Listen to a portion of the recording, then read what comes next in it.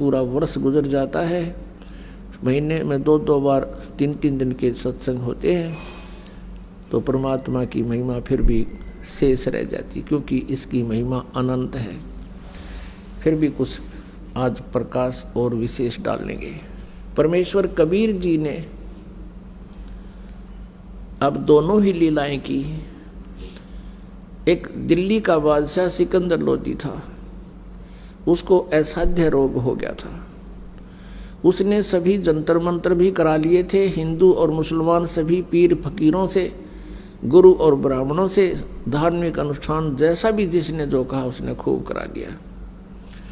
उसको कोई राहत उसके रोग में नहीं मिल रही थी। जलन का रोग था। जलन का रोग ऐसा होता है जैसे पैर जल जाए अग्नि से या चाय से या गर्म किसी भी वस्तु से, फिर उसको एक विशेष पीड़ा होती है। तो ऐसी जलन के रोग में पीड़ा होती है, लेकिन वो ऊपर से किसी पदार्थ से जला हुआ नजर नहीं आता, पूरे शरीर में ऐसी दाह लग जाती है।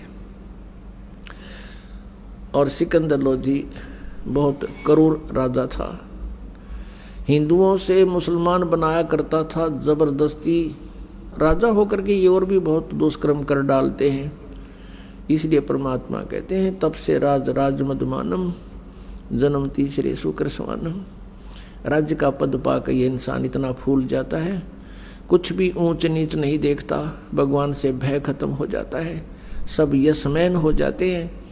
फिर ये मनमानी करके और नरे पाप इकट्ठे कर लेता है, फिर उन पापों का भोग भी उसी को भोगना होता है। उसी पाप कर्म के आधार से जन्म जन्मांतर के पाप हमारे संचित होते हैं, उन्हीं में से कुछ पुण्य और पाप मिला के मानुष जीवन में प्रारब्ध बना दिया जाता है। अब सिकंदर लोदी जी ने सब जगह अपना इलाज करवाया। पहले तो सभी ने जंतर मंत्र बताए, फिर अंत में कह दिया कि राजन हमारे पास ऐसी औषधि है, आग लगा दे लकड़ी में और कितनी जोर से जल रही हो 1 सेकंड में बुझा देगी, ऐसा ही करके दिखा दिया। और ये औषधि आपके काम नहीं कर रही, बिल्कुल भी निष्क्रिय होगी है। तो परमात्मा कहते हैं कि जब जीव के पाप बढ़ जाते हैं, ये मेडिसिन भी रिएक्शन करना शुरू कर देती है। तो पुण्यात्माओं, प्रारब्ध पाप से जो कष्ट हुआ है उसका औषधि काम नहीं कर सकती, उसमें परमात्मा की रहम की आवश्यकता होती है। सभी ने ये बता दिया कि तेरा ये प्रारब्ध का कर्म है, तेरे भाग्य में लिख दिया गया है विधाता ने, इसका अंत तेरी मृत्यु के साथ ही होगा, इसका कोई विकल्प नहीं। एक दिल्ली का बादशाह, अब वो क्या ट्रीटमेंट नहीं करवा सकता, उसने ये कह दिया कि जो मेरा इलाज कर देगा उसको मुंह मांगा धन दूंगा। लेकिन सब विफल रहे। किसी ने बता दिया कि काशी में एक बहुत पहुंचे हुए महापुरुष हैं और कबीर नाम है उनका, यदि वो आप पर रहम कर दे तो आपका रोग दूर हो सकता है। और भी बहुत से प्रमाण बताए कि उसके ऐसे गड़बड़ थी वो ठीक हो गया, दिल्ली में भी एक ऐसा व्यक्ति था उसको ऐसे ठीक हो गया, फलाने गांव में ऐसे था उसको ऐसे आराम हो गया। तब राजा को कुछ आशा की किरण दिखाई दी। सभी अपने मंत्रियों से कहा कि तुम काशी में चलने का प्रबंध करो। उन्होंने पहले घुड़सवार भेज दिए 2-3, और काशी के राजा थे वीरदेव सिंह बघेल, वो दिल्ली के बादशाह के अंतर्गत थे, अधीन होते थे। ओवरऑल कंट्रोलर भारत का दिल्ली का शासक ही होता था, बाकी छोटे छोटे नरेश होते थे, जैसे वर्तमान में स्टेट बना रखी हैं और मुख्यमंत्री प्रधानमंत्री के अधीन है। उधर से एक शेख तकी नाम का मुसलमान पीर, जो मुसलमानों का हेड गुरु था, हेड पीर था, और वो राजा का भी गुरु था, और उस शेख तकी के कंट्रोल में पूरा मुसलमान समाज था। इसलिए उस शेख तकी को सिकंदर लोधी साथ रखता था और उसे परामर्श लेकर के कार्य करता था कि कहीं कोई ऐसा मैं धर्म विरुद्ध काम ना कर दूं जिससे जनता में रोष उत्पन्न हो जाए। और ये भी एक राजनीति थी कि कोई इधर उधर रुक चुक होगी तो ये उस शेख तकी उनने आप सेट कर लेगा। अब हाथी के ऊपर सवार होकर के, हाथी के ऊपर एक अंबारी होती है, राजा लोग हाथी पर चलते थे। हाथी पर चलने से उसको किसी प्रकार की जो है ना झटके नहीं लगते, हाल नहीं लगती, आखड़ी नहीं लगती। बहुत एक अच्छी यात्रा, कंफर्टेबल ट्रेवलिंग मानते थे हाथी के ऊपर चलना। और उसके ऊपर एक कक्ष बना दिया जाता था, एक रूम काठ का, उसमें राजा चलते चलते विश्राम भी करता था, बैठता भी था। हजारों की संख्या में अंगरक्षक साथ सैनिक चल पड़े, पहुंच गए वीर सिंह के पास। जो ही वीरदेव सिंह बघेल काशी के नरेश के पास सिकंदर लोधी पहुंचे तो उनके आवभगत में उन्होंने खाने के लिए पूरी मेज पर काजू, किशमिश, सेब, संतरे और जो भी नाश्ते में होते हैं सब वस्तु उपलब्ध करवा दी और खड़ा होकर कहा, ए राजन नाश्ता कीजिए। सिकंदर ने कहा कि वीर सिंह, मैं आपकी आवभगत से मैं बहुत संतुष्ट हूँ, पर मैं खा कुछ नहीं सकता। मेरे एक ऐसी भयंकर बीमारी है कि मैं ना कुछ खा पा रहा हूँ, ना मैं सो पा रहा हूँ, ना मैं रो पा रहा हूँ। मेरे जैसा दुखी इस पृथ्वी पर कोई और प्राणी आज नहीं है और मैं यहाँ अपने इलाज के लिए आया हूँ। मैंने सुना है कि यहाँ कोई कबीर नाम का संत है। आप तो यहाँ के रहने वाले हो, आपको तो अवश्य उनकी जानकारी होगी। उधर से परमेश्वर कबीर जी की महिमा से परिचित होकर और ज्ञान से प्रभावित होकर वीरदेव सिंह बघेल पहले ही परमेश्वर कबीर जी के शिष्य हो चुके थे और वो तो वहाँ हजारों ऐसे प्रमाणों को आंखों देख चुके थे और स्वयं के साथ भी घटना घटी उनको भी देख चुके थे कि ये खुद मालिक आए। वीर सिंह की आंखों में आंसू आ गए और कहा कि राजन, आप ठीक ठिकाने आ गए, आप बिल्कुल दुरुस्त स्थान पर आ गए और आपका रोग अब रहेगा नहीं, यदि वो मेहर कर देंगे। वीर सिंह जी से ये बात सुनकर सिकंदर के मन में बहुत खुशी हुई और सोचा कि अब बात बनेगी। तो सिकंदर ने कहा कि वीर सिंह बुलाओ, शीघ्र बुलाओ उसको, मैं बहुत दुखी हूँ, कबीर को शीघ्र बुलाओ। अब दिल्ली के बादशाह का आदेश, एक नरेश उसको सीधे शब्दों में मना नहीं कर सकता, करबद्ध होकर कहा कि जो आज्ञा हजूर आपकी, एक मेरी अर्ज भी आपसे है।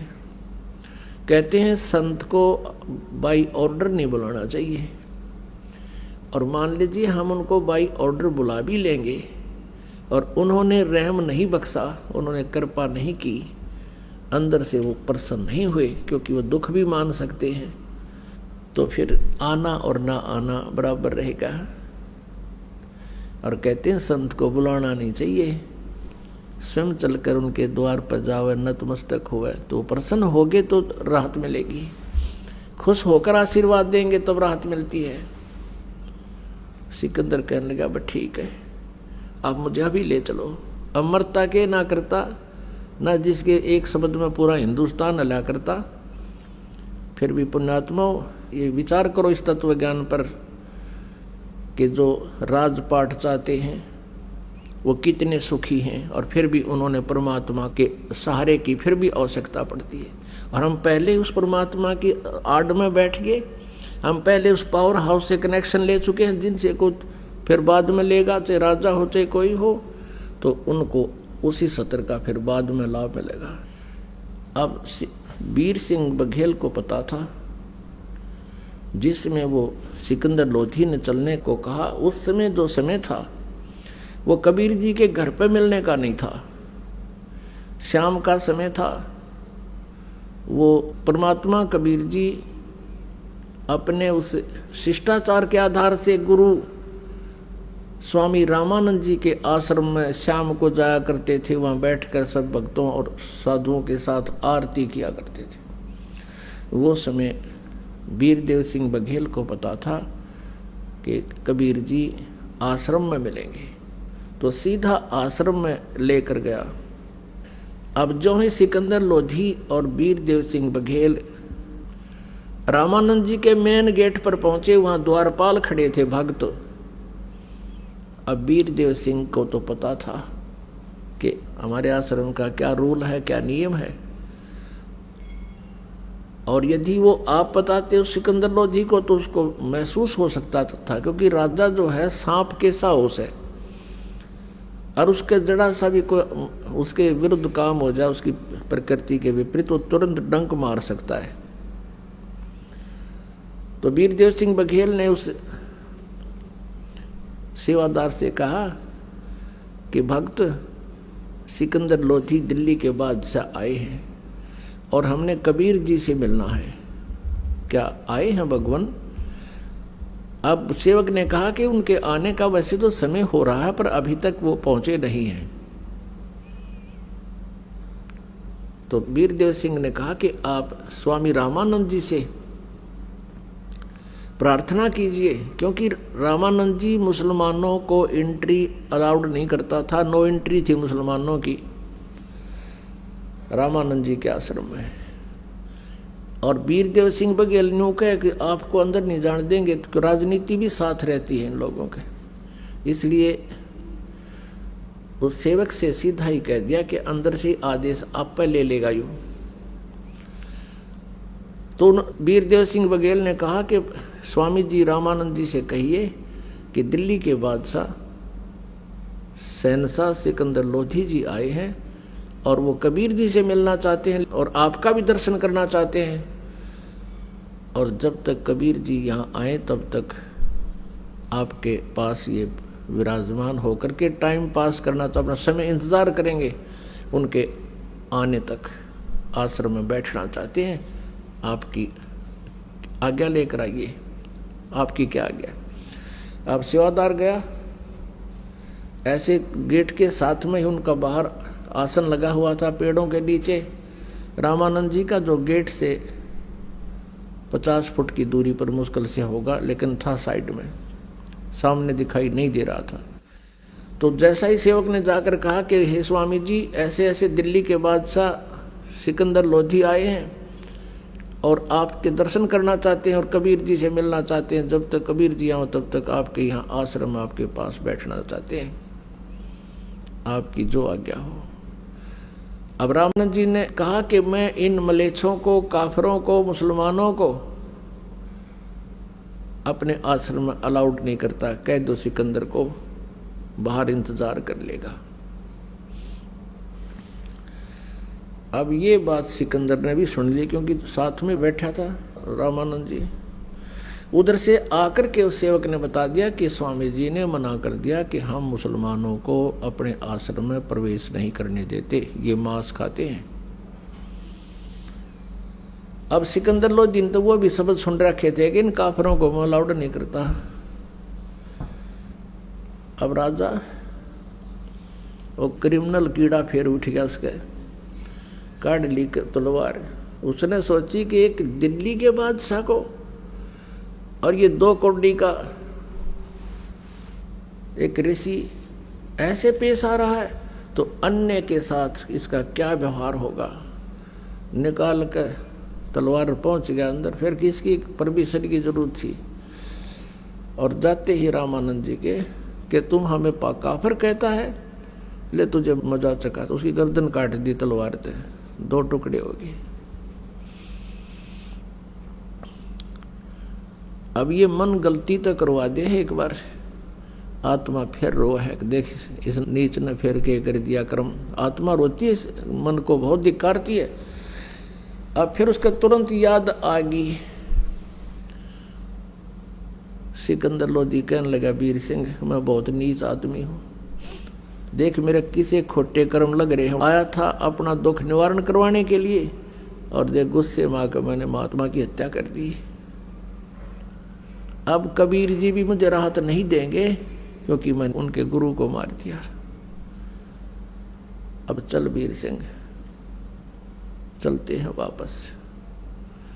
अब कहते हैं परमात्मा सौछल सिद्धर मैं करूं। अब फिर वो न्यो भी डर गया कि कबीर जी बहुत पहुंचे हुए महापुरुष हैं और उन्होंने यदि तुझे श्राप दे दिया तेरी और बिरान माटी होएगी।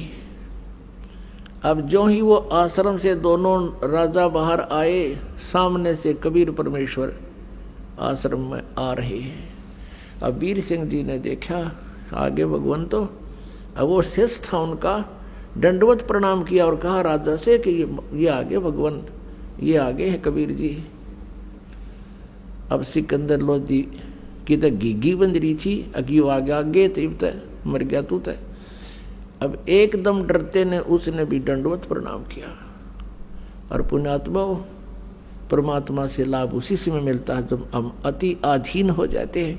तो परमेश्वर ने उस सिकंदर लोधी को राहत देने के लिए ये भी एक लीला करनी पड़ी और रामानंद जी भी सेट करने थे, उसमें भी कमजोरी रह रही थी।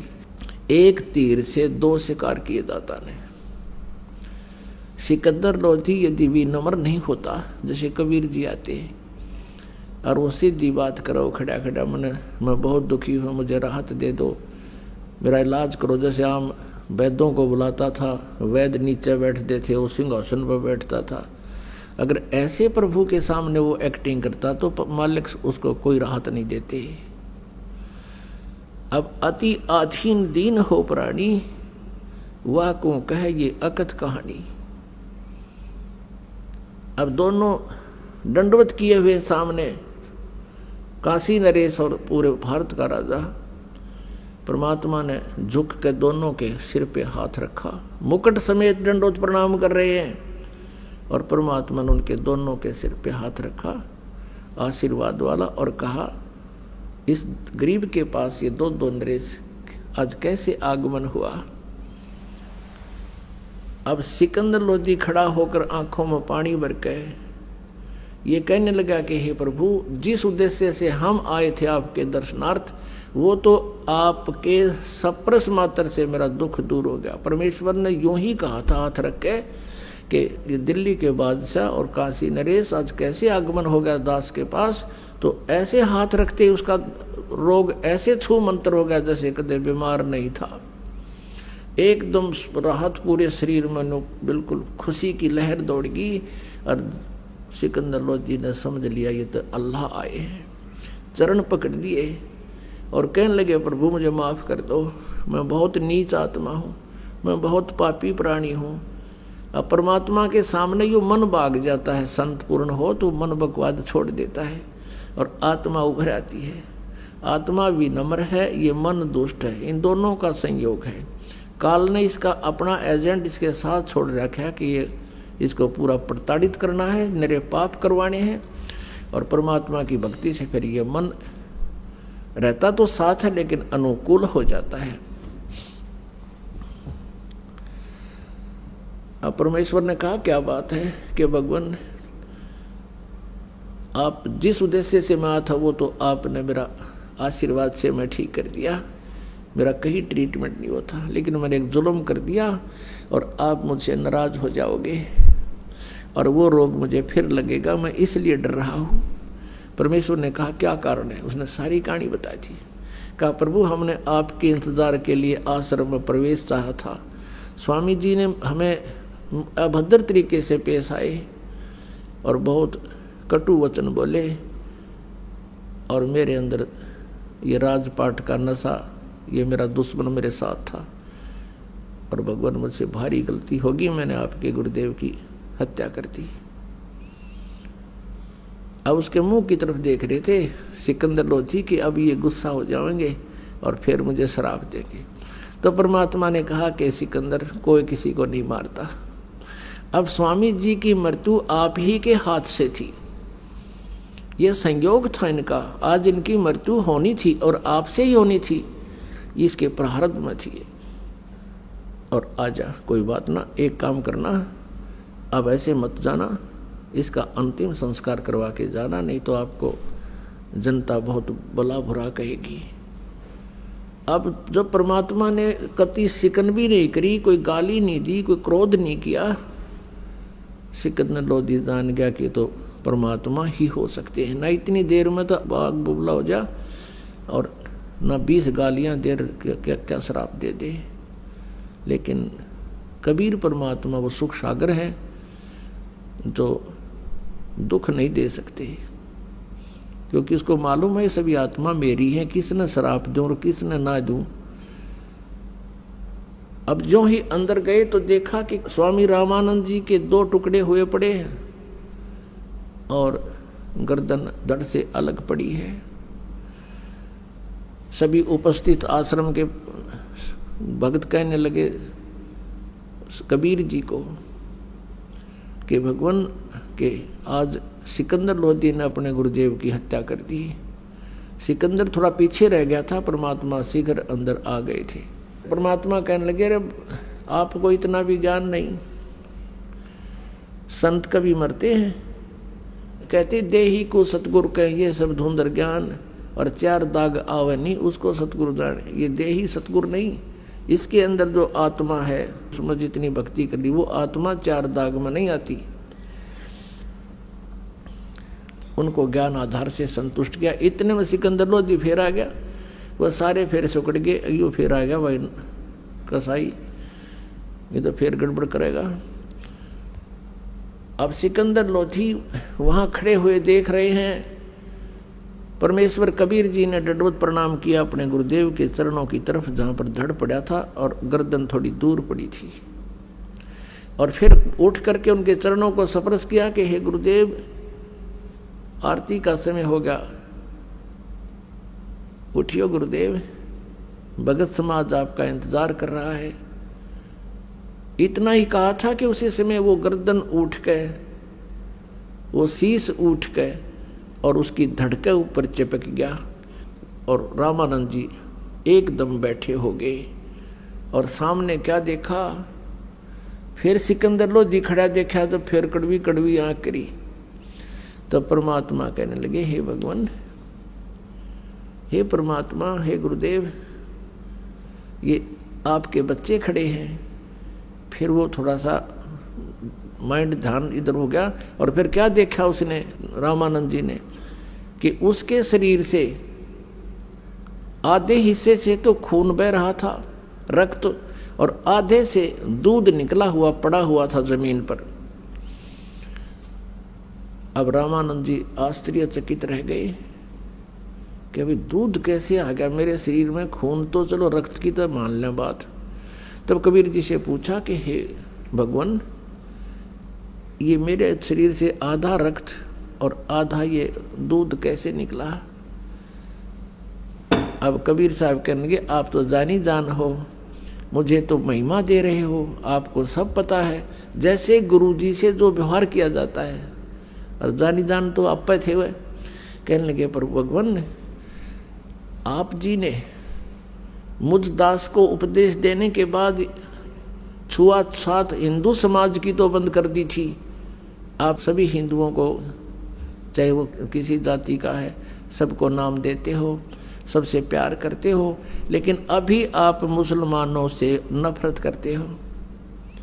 हे प्रभु, भगवान के दरबार में कोई जाति मजहब नहीं है, कोई मजहब या जाति बुरा नहीं, इंसान बुरे हो सकते हैं, उनको हम ठीक करने के लिए आए हैं, उनकी बुराई छुड़वाएंगे।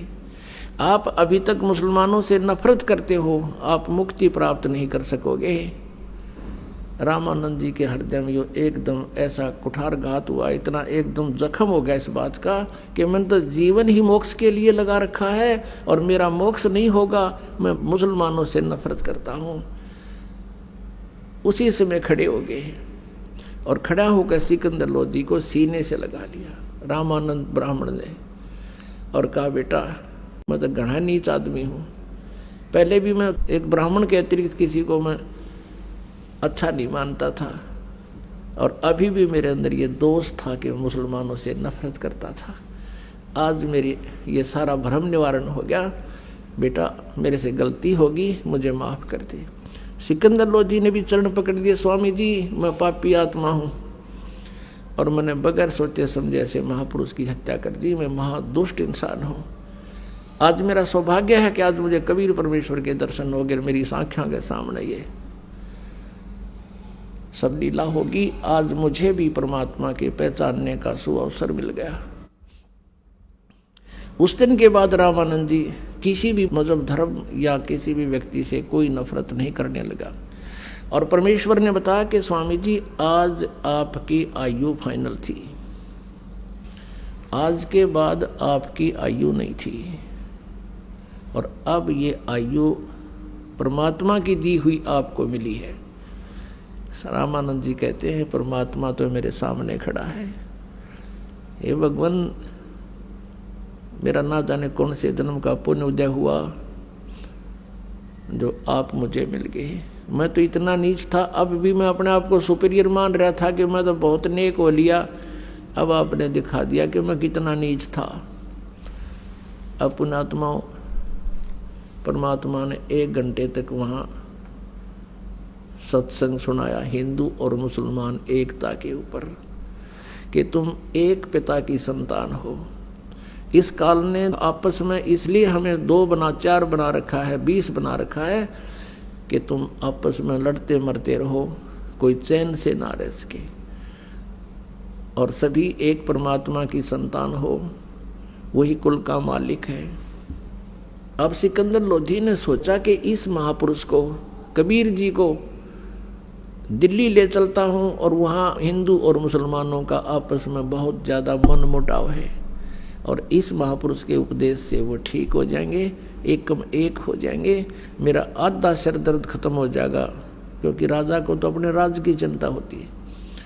तो प्रार्थना की कि प्रभु आप दिल्ली चलिए मेरे साथ और वहाँ भी उपदेश दीजिए। वहाँ बहुत बुरा हाल हो रहा, आपस में हिंदू और मुसलमानों के झगड़े होते हैं। परमेश्वर ने कहा भी हम ऐसे किसी के साथ नहीं चला करते, जो हमारा शागिर्द हो जाता है, शेष हो जाता है तो हम चलते हैं, अन्यथा हम किसी से बात नहीं करते हैं, हम उनके साथ नहीं जाते हैं। सिकंदर लोधी ने कहा भगवान आपका दिया जीवन है, मैं आपका शिष्य बनना चाहता हूँ। परमेश्वर ने कहा कि मांस नहीं खावेगा और तेरे पूरे प्रदेश में तेरे राज्य में कोई जीव हिंसा नहीं होनी चाहिए और प्रतिबंध लगा दे, कोई मांस नहीं खाएगा, जीव हिंसा नहीं करेगा, कोई शिकार नहीं करेगा। अब सिकंदर लोधी ने कहा प्रभु आपका दास तो हाजिर है, जो कहोगे वो करूँगा, लेकिन ये प्रतिबंध मेरा चलेगा नहीं, मैं लगा अवश्य दूंगा, मेरी कोई नहीं मानेगा और मेरे राज्य में भी उथल पुथल हो जाएगी, क्योंकि ये मुसलमान लोग इतने भ्रमित हो चुके हैं। ये मांस को एक जो भोग लगाते हैं उसको प्रसाद रूप में लेते हैं और जो आप कहो वैसे आज्ञा होगी। परमात्मा बोले पर तू एक काम करिए, तू नहीं खाएगा। बोला जी मैं नहीं खाऊंगा मांस, आज के बाद टच भी नहीं करूंगा और जो साधना आप बताओगे मैं वैसे ही करूंगा, और मरता क्या नहीं करता। तो परमात्मा कहा ठीक है मैं चल लूंगा तेरे साथ। उधर से सिकंदर लोधी का जो गुरु था शेख तकी, वो रेस्ट हाउस में ही रह गया था और सिकंदर लोधी के साथ वो रामानंद जी के आश्रम में इसलिए नहीं गया था कि मैं इन हिंदू काफरों के मंदिरों में नहीं जाता, इनके आश्रमों में मैं नहीं जाता, क्योंकि मैं श्रेष्ठ हूँ। और यह श्रेष्ठ वाली बीमारी जीव न मारे। यह श्रेष्ठ तो एक ही है, उत्तम पुरुष है तू अन्य। वो श्रेष्ठ तो वो परमात्मा ही है, बाकी अपने आप में श्रेष्ठ क्या है, वो उसकी भूल निरी है, वो बहुत भूल में है, गलती में। अब शेख तकी रेस्ट हाउस में रह गया था काशी में, फिर वापस आ गए सारे, सिकंदर लोधी भी, वीर सिंह और साथ में कबीर परमेश्वर, आगे बैठा वो दूसरा पीर। तो सिकंदर लोधी ने अपने धार्मिक पीर पहले वाले गुरु से कहा कि शेख तकी आज मेरी खुशी का ठिकाना नहीं, मेरा रोग दूर हो गया, ये अल्लाह आए हैं, ये खुद परमात्मा उतरे हैं। अब कहते हैं ना एक वजीर और फकीर और ये पीर, ये दो इकट्ठे हुए ना, लड़े ना। अब शेख तकी के तो आग सी लगी अंदर ही अंदर के अब ये सिकंदर लोधी इस दूसरे पीर को, दूसरे गुरु को महत्व देगा और तेरी महिमा कम होगी, तेरी रोजी रोटी कम होगी। राग द्वेष ईर्षा मान बढ़ाई, कहते हैं राज तजना सहज है, सहज त्रिया का ने, और मान बढ़ाई ईर्षा दुर्लभ तजना ये। और सिकंदर लोधी ने कहा कि पीर जी मेरा जलन का रोग खत्म हो गया, इन्होंने आशीर्वाद ही दिया था। और एक और चमत्कार दिखाऊं कि मैंने ऐसे ऐसे स्वामी रामानंद जी ने मेरे बारे में ऊट पटांग बातें कही थी, मुसलमानों को गलत बताया था, मैंने उसकी गर्दन काट दी और इस अल्लाह ने, इस खुदा ने मेरे सामने जीवित कर दिया। ये खुद अल्लाह है। अब इस बात से उसका तेल जैसे छींटे लगे, जैसे उबलते तेल पर पानी डाल दे, एकदम रोड़ी खा गया। कहने लगा ये सब कहने की बातें हैं, ये सब बनावटी बातें हैं, मैं तो तब जानूं जब मेरे सामने कोई ऐसा करके दिखाए। अब सिकंदर लोधी ने सोचा भाई जब ना मानो तो ना मानो, पर मेरी गिल्त जो बीत गई, मेरे साथ जो कहानी घटना घट गई, इसने मैं कैसे भूल सकूं। अगले दिन चल पड़े, दिल्ली के लिए प्रस्थान कर दिया और परमात्मा को, कबीर जी को सिकंदर लोधी राजा ने अपने ही हाथी पर, अपनी ही अंबारी में आदर सत्कार से बैठा लिया। अब रास्ते में 2-3 दिन लगने थे काशी से दिल्ली तक। रास्ते में एक जगह पड़ाव किया, दरिया को देख करके उसके साथ रात बिताने के लिए वहाँ अपना लगा दिया पड़ाव, टेंट लगा दिए, अलग अलग विश्राम करने लगे। अब सुबह सुबह शेख तकी के पास सिकंदर लोधी गया प्रणाम करने के लिए प्रतिदिन की तरह, और कहा जाके सलाम वालेकुम पीर जी। पीर जी का तो टेढ़ा मुँह हो रहा, नो कहा मुझे क्या जरूरत है, तुझे मिल तो गया सलाम करने वाला, क्या जरूरत है मेरी। और ठीक है मैं अब जाके सारे मुसलमानों को बता दूंगा कि राजा तो काफिर हो गया, हिंदू को गुरु बना लिया। अब सिकंदर लोधी के पांव तले की धरती खिसकी कि जाते काम करेगा, और मानना ना सुनता नहीं कति। सिकंदर लोधी ने कहा पीर जी ऐसी क्या गलती होगी कि तुझे तो भगवान मिल गया, अल्लाह मिल गया, अल्लाह आकार में आने लग गया है, हमारे मुसलमान धर्म के विरुद्ध तू बातें कर रहा है। और केवल हमारे हजरत मोहम्मद जी ने ही एक गाय को जीवित किया था, एक बकरे को जीवित किया था। कहते तू इसको अल्लाह मानता है, मैं नहीं मानता, और मुसलमान समाज को कह दूंगा यह सारी कहानी, फिर तू जाने वो जाने। अब सिकंदर को पता था ये नाश करेगा जाते ही। सिकंदर लोधी वापस आ गए टेंट में जहाँ कबीर जी विराजमान थे। सिकंदर लोधी के चेहरे की उदासी देखकर भगवान ने पूछा कि राजन कोई राजकाज की बुरी खबर सुन ली क्या, आप मायूस कैसे हैं।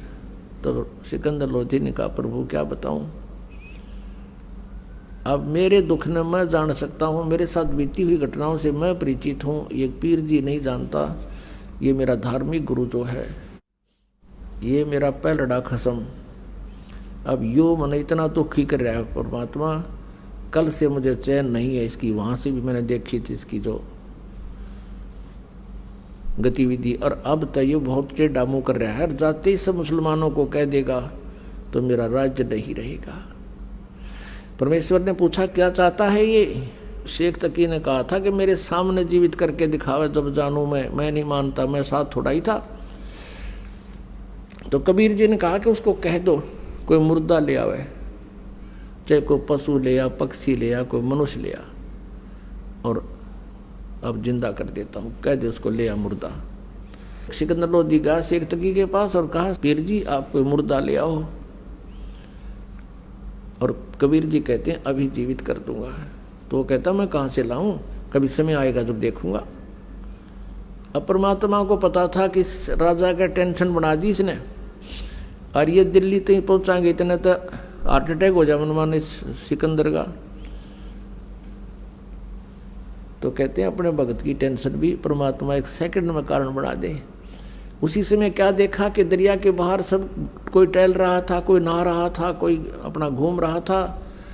इतने में क्या देखा कि एक मुर्दा, एक बच्चे का शव, 12-13 साल की आयु के बच्चे का शव, जिसको अंतिम संस्कार कर दिया गया था मृत्यु के उपरांत।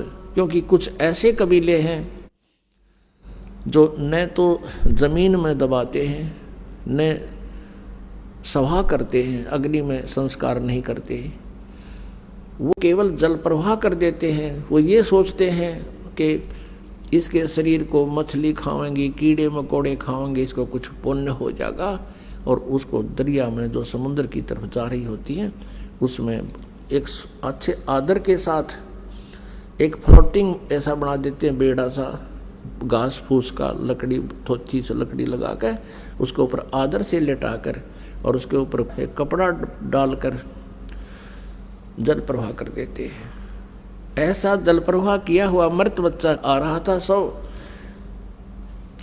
तो सभी ने कहा कि वो आ गया मुर्दा, वो आ गया मुर्दा। सब आगे भाग कर बाहर, कबीर जी भी कोई बुला लिया, शेख तकी भी आ गया। और शेख तकी कहता है अब करके दिखा दे इसको जीवित, हम मान जाएंगे। परमात्मा बोले पहले तू करके दिखा, कहीं फिर बाद में नंबर बनाओ मैं भी कर दूँ। अब सभी ने कहा ठीक है शेख तकी, आप भी करके दिखा दो, आपके पास कोई शक्ति है। अब वो लगा अपने जंतर मंतर करण, यावा होता वो तो होना क्या था उससे। वो पहुंच गया, मुर्दा चला गया लगभग 2-3 फरलांग, यानी 600-700 फुट नीचे को डाउन स्ट्रीम में बहता हुआ।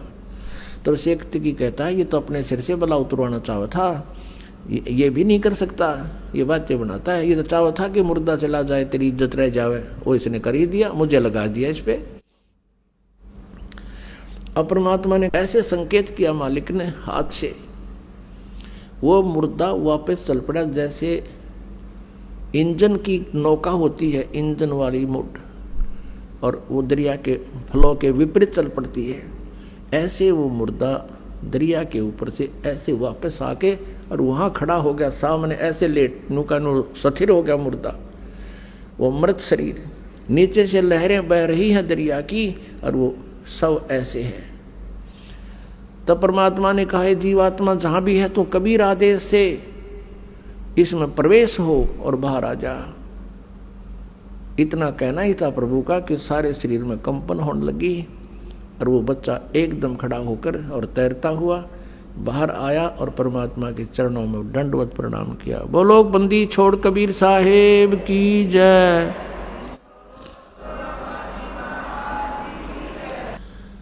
पुण्यात्माओं, ये परमात्मा थे और इन भगवानों की भी ये लीलाएं आज से 600 वर्ष पहले की लिपिबद्ध हैं और आम तक किसी ने ये लीलाएं आन नहीं दी, क्योंकि काल के दूत प्रचारक बिना गिनती के हैं और परमात्मा को परमात्मा कोई मानने वाला ही नहीं है। भले ही कबीर पंथी कबीर जी को मानते हैं, लेकिन वो कबीर जी को सतगुरु कहते हैं और वो कहते हैं भगवान तो निराकार है, सतपुरुष तो निराकार है, कबीर जी तो केवल सतगुरु हैं। बंदी छोड़ कहा करते हैं कि काल ने ऐसा जुल्म कर रखा है कि भगवान की महिमा को नाश कर दिया। अपने आत्माओं, ये लीला परमात्मा की, श्री कृष्ण जी की एक लीला को और कई हजार वर्ष हो गए आज तक उसको सुनाते और सुनतों को, और परमात्मा की सैकड़ों सुना दूं आपने, और जो आज तक प्रमाण है उनके। अब शेख तकी के तो फिर आग लगी मानना कहा था। जो 10-12 वर्ष का लड़का था वो जीवित किया परमेश्वर ने। उपस्थित सभी व्यक्तियों ने कहा कि हे कबीर जी आपने कमाल कर दिया, कमाल कर दिया। उस लड़के का नाम कमाल रख दिया और लड़के को अपने पुत्र के रूप में रख लिया। अपने पुत्र के रूप में रखा, उसको ज्ञान ध्यान भक्ति बताई। उसके बाद परमात्मा दिल्ली पहुंचे। अब दिल्ली में जाकर शेख तकी ने दूध मस्तार दिया, सब मुसलमानों को इकट्ठा किया कि राजा काफिर बन गया है, ये हो गया है। और भाइयों देख लो तुम ही, फिर बात बिगड़ेगी। तो मुसलमान कहने लगे पीर जी फिर क्या इलाज हो? कहा कि तुम सब मेरे साथ चलो, एक काफिर आया हुआ है और वो उसने राजा पे कोई जादू जंत्र कर रखा है, वो तो उसके सिवा किसी की मानता ही कुछ नहीं है। आप मेरे साथ चलो और उसकी परीक्षा लेंगे। उसको उबलते हुए तेल के, सरसों के तेल के कढ़ाई में हम डाल कर देखांगे। वो मर गया तो ठीक से, और नहीं मरा तो मान लेंगे ये भगवान है, अल्लाह है। तो सब ने कहा ठीक है शेख तकी। तो लेकर हजारों मुसलमानों को और पहुंच गया जिंदाबाद मुर्दाबाद करता हुआ सिकंदर लोधी के राज दरबार के सामने।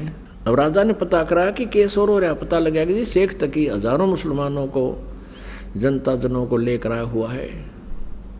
राजा ने 5-10 को, मुखिया को अंदर बुलाया,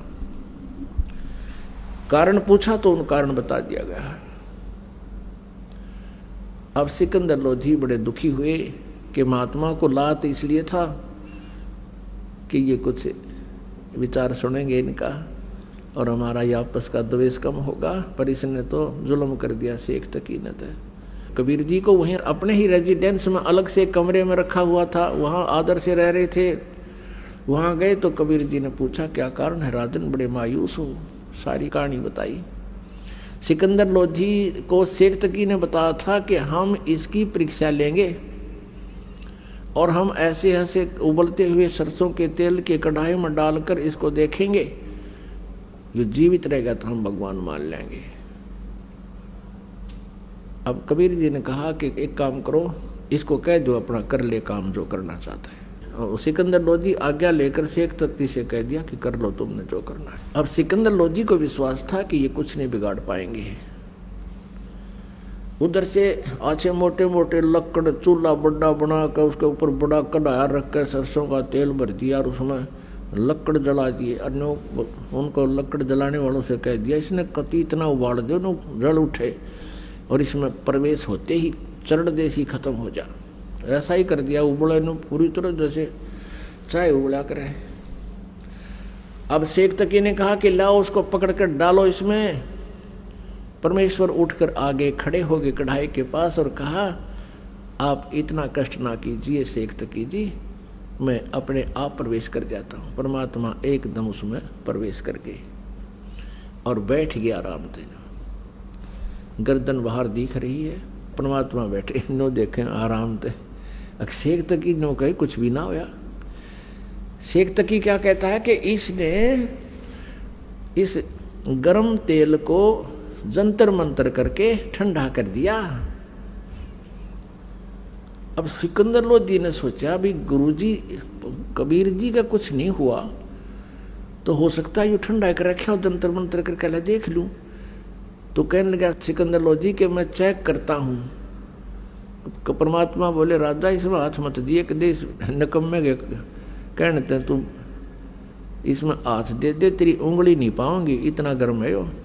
सिकंदर लोधी फिर भी नहीं माना कि कबीर जी बैठे मेरी उंगलियां के बिजली पड़ेगी। आगे नो करते करते उसने 2 उंगली अंदर डाल दी। जितनी उंगली तेल में गई थी डूबी थी उतनी कट के अलग होगी, इतनी पीड़ा होगी। सिकंदर लोधी बेहोश हो गए। तब परमेश्वर उस कढ़ाई तो बाहर आए, यूं मार दिया राजा नकम्या ने। अब क्या किया, वैद्य रहते थे साथ में डॉक्टर सिकंदर लोधी के, पानी के छींटे छाटे मारे, होश में तो एकदम आ गया। फिर पीड़ा इतनी थी वो फिर बेहोश हो गया। अब परमात्मा ने वो उंगली पकड़ कर पूरी कर दी। वह उंगली कटी हुई भी ना रही और पीड़ा फिर रहनी कहाँ थी। फिर सिकंदर लोधी उठ गया। अब पुण्यात्माओं इस दृश्य को देखने के लिए वहां कई हजार दर्शक खड़े थे, मुसलमान और हिंदू। अब शेख तकी तो मान्या नहीं, पर उन हजारों की श्रद्धा परमात्मा के प्रति अटूट बन गई और सब ने कहा प्रभु आपने कमाल कर दिया, अब तो परमात्मा आए हो, हमें दीक्षा दे दो, हम आपकी शरण ग्रहण करना चाहते हैं। कई हजारों ने परमात्मा की दीक्षा ली। अब शेख तकी का फिर आग लागी, क्योंकि राज तजना सहज है सहज तरिया का ने, ये मान बढ़ाई ईर्षा दुर्लभ तजना ये। 2 दिन के बाद फिर मुसलमान इकट्ठे किए, फिर सिकंदर लोदी से कहा कि हम एक परीक्षा और लेंगे, इनको झेरे कुएं में डालेंगे और ऊपर से मिट्टी मिट्टी डाल के बंद करेंगे, फिर देखेंगे, फिर हम मान लेंगे जो अल्लाह है, जो बाहर आ गया था। ये भी प्रार्थना परमात्मा ने स्वीकार कर ली। राजा से कहा, राजा इन्हें करने दो, इन्होंने तो मुझे मारना ही है, और कोई बात नहीं, मर जाऊंगा, आप चिंता ना करो, मुझे करने दो जो ये करना चाहते। और सिकंदर कहता था, जी मेरी तो पार नहीं बसा रही, ये तो दुष्ट इंसान है, कुछ भी करवा सकता है, मेरे राज को भी उलट पुलट कर सकता है। तो पुण्यात्माओं, परमेश्वर जी को पकड़कर एक बहुत गहरे कुएं में डाल दिया जिसमें जल नहीं था, और वो इतना गहरा होता था, पहले 200 से 150 फुट पर जा करके जल निकलता था, और उसमें डाल दिया। ऊपर तो कंकर, झाड़, बोझड़े, कांटेदार झाड़ियाँ, और ऊपर तो मिट्टी, गोबर, छोटी ईंट कति ठोक दिया फल। और शेख तकीक ने तो बस फिर पगड़ी घुमाई, कहा अब बन गई बात। हाथ पैर मुंह धोकर शेख तकी पहुंचा, फिर वहां सिकंदर लोधी के दरबार में कहने लगे, सिकंदर लोधी, हे राजन, अब कहाँ हुआ तेरा अल्लाह? अब शेख तकी तो उधर लेकर गया था, थोड़ी देर पाछे कबीर जी आकर अपने कमरे में लौट गए, विराजमान थे। सिकंदर लोधी ने उनको जलपान कराया। अब ये पूछा को नहीं कैसे आगे, क्यों आगे, ये मालिक की लीला थी, उसको बुद्धियान नहीं दी। शेख तकी इसकी बात सुनकर कि उसको हम दाबे गड्ढे में, कुएं में डाल दिया है, कहाँ है वो तेरा भगवान? सिकंदर लोधी कहने लगा, किसके विषय में बात कर रहे हो शेख तकी? कि वो तेरे गुरु के बारे में, कबीर के बारे में। उसको हमने झेरे कुएं में डालकर ऊपर से सैकड़ों टन मिट्टी डाल दी है, झाड़ बोझड़े डाल दिए, अब निकल के दिखाए। सिकंदर लोधी कहने लगा, वो बैठे कमरे में, आ दिखाऊंगा। अब शेख तकी गया, देख कर नो कर लिया, और दुष्ट ने फिर भी नो नहीं मानी, रतरा के जब ये भगवान आ रहे, पैर पकड़ ले, ये पीर, ये गुरुपना, ये भगवान के सामने नहीं चलता, और ये नकली गुरु भगवान से दूने दूर हो जाते हैं मान बढ़ाई के कारण। फिर भी नहीं माना। अब शेख तकी तो इतना जालिम था, उसने फिर एक शर्त और रख दी। कहने लगा कि मैं जब मानूंगा इसको अल्लाह है, ये मेरी बेटी शेख तकी की पुत्री 12-13 वर्ष की लड़की मृत्यु को प्राप्त हो चुकी थी, और उसको कब्र में दबा दिया गया था। अब कहने लगा, इसको मैं अल्लाह मानूंगा जब मेरी बेटी को जीवित कर दे। शेख तकी ने एक तीर में 2 शिकार करने चाहिए थे। चाहे थे कि जय नहीं जीवित हुई मेरी बेटी तो इसकी हार हो जाएगी, और जीवित होगी तो मेरी बेटी मेरे पास हो जाएगी। इस राजनीति के माध्यम से उसने फिर ये कंडीशन रख दी। परमात्मा ने कहा कि भाई कह दे सिकंदर लोधी शेख तकी को, पर तीसरे दिन इस लड़की को जीवित कर दूंगा। इससे पहले आसपास के अक्षेत्र में सब जगह डंडोरा पीट दो, मुनादी करवा दो, ऐसे नहीं बात बनेगी। कल ने फिर नाट जाएगा, यो हजारों लाखों आदमी हो, कई हजार की संख्या में, और उनको भी विश्वास हो भगवान का। अब सिकंदर लोधी ने भेज दिए आसपास सब सर्वेंट नौकर, गांव गांव में जाकर डंडोरा पीट दिया कि ऐसे ऐसे एक महात्मा आए हैं, शेख तकी की लड़की कब्र में दबा रखी है, उसको जीवित करके दिखाएंगे। इस खबर को सुनकर कई हजार, 20, 30, 50 हजार की संख्या में वह इंसान इकट्ठे हो गए, आदमी औरत सब आ गई, कब्र फुड़वा दी। अब परमात्मा ने कहा कि शेख तकी तू अब अपने जंतर मंतर करके देख ले, कदे बाद में नंबर बनावे, कर ले तू जीवित अपनी बेटी को। सभी उपस्थित जनों ने कहा कि प्रभु इसके पास अगर कोई सिद्धि शक्ति होती तो अपनी बेटी को कौन मरने देता है, कौन कब्र में दबा के जाता है, आप ही करो, इसके बस का नहीं है। तब परमात्मा ने कहा कि हे शेख तकी की बेटी जीवित हो जा, कुछ देर इंतज़ार किया, नहीं हुई। फिर कहा कि हे शेख तकी की बेटी जीवित हो जा, वह नहीं जीवित हुई। अब शेख तकी का तो खुशी का ठिकाना नहीं रहा, बंगड़ा पा दिया, नाचा कूदा, ने कहा देखा ढोंगी का ढोंग पकड़ा गया। देख लो भाइयों, देख लो, ये ऐसा झूठा कपटी है, ये इसके अब कुछ नहीं इसके पास है ये। अब परमात्मा ने तीसरी बार फिर कहा, वह फिर भी ना जीवित हुई। पर फिर तो वो कूद दैनो जो कर मृग कूद जा कर। फिर बोला परमात्मा शांति राख पीर जी। अब देखो पुण्यात्मा, उस दुष्ट इंसान को अपनी बेटी जीवित ना होने का गम नहीं, कबीर जी के हार जाने की खुशी बना रहे। फिर परमात्मा ने क्या कहा कि हे जीव आत्मा जहां भी है तू, और कबीर आदेश से वापस आ जा और इसके शरीर में प्रवेश कर बेटी के में और बाहर आ जा। इतना बोला था मालिक ने। उस कंपन हुई पूरे शरीर में, एकदम वह लड़की खड़ी होकर के और बाहर आके परमात्मा के चरणों में दंडवत प्रणाम किया। बोलो बंदी छोड़ कबीर साहेब की जय। पुण्यात्माओं, परमेश्वर ने कहा कि जा बेटी तेरे पिता के साथ। लड़की ने कहा कि नहीं, ये पिता नहीं, ये दुश्मन है समाज का, ये मानव समाज का शत्रु है।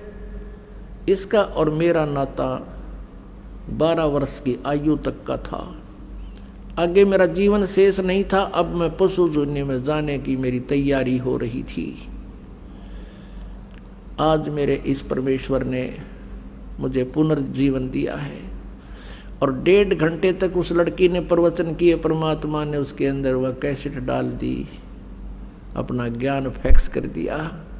उस लड़की ने 1.5 घंटे तक प्रवचन किया कि लोगों ये खुद अल्लाह आए हैं, ये अल्लाहु अकबर हैं, ये पूर्ण परमात्मा है, ये सारी सृष्टि के रचना रहे। अपने विषय में बताया कि मैंने भी गलती कर दी थी इस परमेश्वर को ना पहचान कर, आज मेरी वो दिव्य दृष्टि काम कर रही है। अब पुण्यात्मा, उस लड़की को पिछली सारी अपने जीवन की कहानी याद आ गई।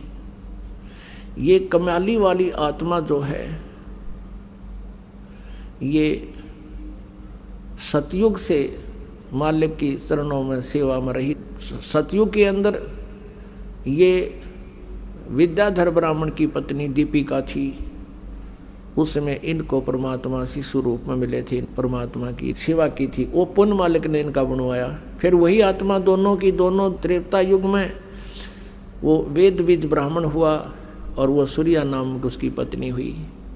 फिर आगे चल के दोनों की कुछ पुण्य थे, वो स्वर्ग में रहे। उसके बाद वो वेद बीज वाली आत्मा तो स्वामी रामानंद हुआ और वो सूर्या और दीपिका वाली आत्मा ये कमाली हुई।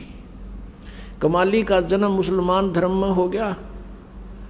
अब मुसलमान धर्म में ये ज्ञान प्रवेश करना कोई बालकों का खेल नहीं। वो तो इतने आरूढ़ हो चुके हैं, वो उस ज्ञान और इस निराकार भगवान, इस काल के अतिरिक्त किसी को नहीं मानते। अब परमात्मा वहाँ पहुँचे। 10-12 वर्ष की लड़की थी, तब उनसे मिले, उनको यो ज्ञान समझाया बेटी को, क्योंकि परमात्मा का विधान है जो जन मेरी शरण है ताका हूँ मैं दास, और गेल गेल लग गया फिर जब लग धरती आकाश। अब उसी आधार से परमात्मा उस कमाली को मिले थे। कमाली बता रही है मुझे परमात्मा मिले थे जब मैं 12 वर्ष की आयु में थी। मेरा नाम राबिया था और मैंने परमात्मा की ज्ञान से प्रभावित होकर के पिछले संस्कार भी कुछ काम करते हैं। मैंने नाम भी ले लिया, 4 वर्ष मैंने भक्ति भी की, शादी कराने से भी मना कर दिया था। अब क्या कहानी थी पुण्यात्माओं। ये राबिया 12 वर्ष की थी, परमात्मा मिले, इनको सारा ज्ञान समझाया। पिछले संस्कार से थे जो कि इसे धर्म में भी इसने परमात्मा को स्वीकार किया। 4 वर्ष तक पूरा संघर्ष किया आप समाज के साथ, अपने माता पिता के साथ, और सत साधना करती रही। और विवाह करने से मना कर दिया, मैं आजीवन ब्रह्मचारी रहूंगी। लेकिन माता पिता रूढ़िवादी गणे थे। रोटी खानी छोड़ दी, खाना छोड़ दिया। बेटी हम कहाँ मुंह दिखाएंगे, बेटी को घर पर कैसे रखेंगे। तो माता पिता के इस दुख को देखकर उसने स्वीकृति दे दी कि मैं शादी करवा लेती हूँ, लेकिन मन में ये सोच लिया कि मैं अपने पति से फैसला करूँगी। विवाह होता है तो मुसलमान धर्म में एक ऐसी प्रक्रिया होती है, उसमें निकाह कबूल करना होता है। सामने दोनों बच्चों को बिठाकर पूछा जाता है, बेटी क्या तू इसे विवाह करना कबूल करती है? वो स्वीकृति दे देती है तो विवाह होता है, नहीं तो नहीं होता है। तो वहाँ उसने स्वीकृति दे दी, ब्याह हो गया। एक बहुत बड़े नेक आत्मा, बड़े अफसर साहब के उसका जो है ना विवाह हुआ, नाता जुड़ा। अब उस अपने पति को जा करके उस लड़की ने कह दिया, जी मैं आपसे 2 बात करना चाहती हूँ। उसने कहा बोलो। उसने सारी कहानी बता दी कि मैं शादी नहीं करवाऊंगी, मैं संतान उत्पत्ति नहीं करूंगी, मैं शादी नहीं करवाना चाहती थी। मेरे माता पिता जी समाज को बहुत देख रहे थे, लोक लाज में ज़्यादा दुखी हो गए थे। तो उसने कहा कि आपने फिर निकाह कबूल क्यों किया था? संतान उत्पत्ति नहीं करेगी, मुझसे मिलन नहीं करेगी, तो तुमने निकाह कबूल क्यों किया था? कि मेरी मजबूरी थी, मेरे पिताजी लोक लाज के कारण घने दुखी हो गए थे। अब आप देख लो, यदि आप जी ने मेरी शर्त स्वीकार नहीं की तो मैं आत्महत्या कर लूँगी, मैं आपको टच नहीं कर सकती, मैं गृहस्थी नहीं कर सकती। अब वो घना दयालु आदमी था, नेक व्यक्ति था। उसने सोचा भाई मैं क्यों पाप का भागी बनूं, ऐसी देवी है, भगवान से डरने वाला था। उसने कहा देखा राबिया बात सुन, ठीक है मैं तो और शादी करवा लूँगा, क्योंकि मुसलमानों में अनेक विवाह हो सकते हैं, लेकिन एक बात ध्यान में रखना, जैसे आपके माता पिता की लाज थी ऐसे मेरे माता पिता की भी लाज है। आपको मैं अलग से दे दूंगा कमरा, और तू भक्ति जैसा भी करती रहना। संसार की दृष्टि में रहेगी मेरी पत्नी, लेकिन मेरे दृष्टि में तो मेरी बहन तुल्य होगी, तुझे कोई दुख नहीं होने दूंगा, लेकिन घर से बाहर नहीं जाने दूंगा, तुझे पर्दे से बाहर नहीं रहने दूंगा। राबिया ने सुख का सांस लिया, हे अल्लाह बड़ी सुनी आपने मेरी। अब उस लड़की ने वहां देखा समाज में, क्योंकि 1, 2, 20, 1000, लाख सभी एक जैसी क्रियाएं कर रहे हैं भक्ति की, परमात्मा वाली भक्ति को छोड़ दिया और वो लोक वेद वाली शुरू कर दी। अब पुण्यात्माओं सत्संग के अभाव से अभी तक ये बिजली गिरती रही। अगर उस लड़की को रह रहकर सत्संग मिलता रहा होता, अब परमात्मा उन जो त्रुटियां समाज में होती हैं उनको अब पहले करके दिखा दी कि ये ऐसी बिजली गिरती है, इसलिए सत्संग की आवश्यकता रह रहकर पड़ेगी आपको, तो वह विचलित होगी। और वही पूर्व वाली जो साधना अपने धर्म में थी वो करने लगी, नमाज नमोज और ये सब बकरीद ईद सब करने लगी। फिर होगी जब वो वृद्ध अवस्था में आई, उसने अपने पति से कहा कि अब हज करना अनिवार्य बताते हैं, आपकी आज्ञा हो तो मैं हज कराऊं। मुसलमान धर्म में ये माना जाता है जो हज कराते हैं तो वो सीधे स्वर्ग जाते हैं जब उनकी मृत्यु होती है। हज नहीं करता तो वो अभी वो मतलब पूर्ण लाभ प्राप्त नहीं होता है। उसके पति ने कहा कि आप जा सकती हो। उसने देख लिया है बेचारी, कभी बाहर गली में मैंने किसी से बात करती भी नहीं देखी। कहा कि मैं आपके लिए कोई ऊँट व्यवस्था करवा देता हूँ और साथ में कुछ नौकर भेज देता हूँ। वो कहने लगी नहीं मैं पैदल जाऊँगी, और भी बहुत लोग जा रहे हैं। अब वो चल पड़ी और जाने वाले कोई जा रहा था, कोई नहीं आ रहा था, कोई किधर रास्ते में बैठ गया, तो वह सीधी चली जा रही थी। उसने क्या देखा कि एक कुएं के ऊपर एक कुतिया प्यासी खड़ी थी, उसके छोटे छोटे नवजात बालक वो अलग पड़े थे, और वो इतनी प्यासी थी कि राबिया के चरणों की तरफ आई, फिर भाग दौड़कर कुएं की तरफ झांका, फिर उसके पैरों की तरफ आई। अब राबिया ने देख लिया कि प्यासी बहुत है। वहां जाकर देखा कुएं पर कोई बाल्टी नहीं, कोई रस्सी नहीं। अब उधर से उस कुतिया की दुर्दशा देखकर उस पर रहा नहीं गया। कहते हैं दया बिना दरवेश कसाई, जिसके अंदर दया नहीं है वो संत दरवेश वो साधु कसाई के तुल्य है। अब उस लड़की ने कोई चारा नहीं देखा, आसपास कोई गांव झोपड़ी भी नहीं, कहीं से को बाल्टी ने जू ले आऊं। उसने आओ देखा ना ताओ देखा, अपने सिर के बाल नो पाड़ दिए, खस्सा खस खस्सा खस। आप पाड़ के देखो 5-4 बालों को एकदम नो खस्सा खस पाड़ दिए, कति सारे बाल पाड़ दिए। और उनकी फिर रस्सी बाटी, आप लो आने होगी। रस्सी बाटी बहुत लंबी, गहरे पानी जल होता था। अपने कपड़े निकाल कर, पहले मोटे कपड़े पहना करते थे खादी के, रेजे के, और उसका बांध के नीचे जल में डबोए, और फिर निकाल के एक पात्र पड़ा था मटके का टूटा हुआ आधा हिस्सा घड़े का, उसमें निचोड़ा, फिर पानी निकाला, और कुतिया 1 सेकंड में उसने जब पी जा और फिर मुंह की तरफ देखे, फिर दूसरा। अब ऐसे वह कुतिया छका दी, तृप्त किया, और अपने बालों को रक्त से साफ किया और कपड़े पहन गए। चालन की तैयारी करी थी, प्रस्थान करना चाहता। इतने में कहते वो मक्का, जहाँ ये हज करने जाते हैं, मक्का में शीश निवाने जाते हैं, वो नो की नो बिल्डिंग उठ गए और ऐसे लगी उस कुएं के साथ में जैसे गाड़ी प्लेटफार्म पर लग गया ग्रह। अब उस देखकर मक्के को राबिया तो दौड़कर अंदर गई, दंडोत प्रणाम किया, जैसा भी वहां करते हैं, सजदा किया। उसको सौपन सा हुआ कि मक्के मागी में तो वहां जो यथा स्थान पर मक्का रहा नहीं, लोगों में हाहाकार मच गया, मक्का कहाँ गया, मक्का कहाँ गया। एक अब्राहिम अधम सुल्तान नाम का एक भगत था, जो पहले जन्म जन्मांतर में मालिक का शिष्य था, और वो भी ऐसे ही भ्रमित था। उसमें भी परमात्मा उनको कबीर जी मिले हुए थे, आए थे, और वो परमेश्वर के ज्ञान से परिचित था। वो मक्का में इस उद्देश्य से गया था कि तुम मुसलमान होते हुए मुसलमानों को समझा रहा था कि इस मक्के में भगवान नहीं है, अल्लाह तो इस तरीके से मिलेगा। अब वो परमात्मा की रजा से अब्राहिम सुल्तान जो पहले जन्म में था, उसका नाम और था पहले, अब वो प्रसिद्ध है इसलिए उसको कहा जाता है। वहाँ लोग पूछ रहे थे मक्का कहाँ गया, मक्का कहाँ गया, और अब्राहिम सुल्तान अधम को पता था, परमात्मा ने कहा था। उस नालायक लड़की ने बेटा नाम तोड़ दिया और वह साधना करने लगी जो पुरानी थी, कर्म बिगाड़ दिए। तो वो अधम सुल्तान कहते हैं कि गया रांड के लेन को नो कहे अधम सुल्तान, सुल्तान अधम मक्के गया और मक्का नहीं मकान, नो कहे यो मक्का, मक्का मन मोक्ष स्थल। इब्राहिम सुल्तान कहता यो मक्का नहीं, यो तो एक ढूंढ है, मकान है। और गया रांड के लेन को नो कहे अधम सुल्तान। अब लोग नो कहे किसको लेन गया, कि एक रांड को लेन गया। मतलब कहने का भाव ये था उसका कि उस नालायक ने के जुल्म कर दिया भगवान की भक्ति छोड़ के, और उस भक्ति के कारण जो पीछे पुन कर रखे उस परमात्मा की, और फिर उस लीला से उसको ये इतनी सिद्धियां ऐसा राहत मिल रही है। वो परमात्मा ऐसा दयालु है, उसने उस बेटी के लिए वहीं भेज दिया मक्का, पूर्ण परमात्मा कबीर जी ने।